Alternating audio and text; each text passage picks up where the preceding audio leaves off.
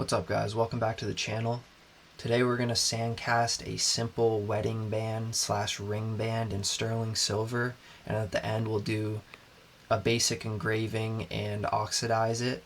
Thanks for all the feedback and comments on my other sandcasting videos. They seem to have helped a lot of people out, and I didn't realize how popular sandcasting was. So today we'll use one of my custom molds with a built-on sprue to cast a 7.5 millimeter wide ring band. If you guys are new to sandcasting or new to my channel, definitely check out my full step-by-step guide video where I break down the full process, every step in detail.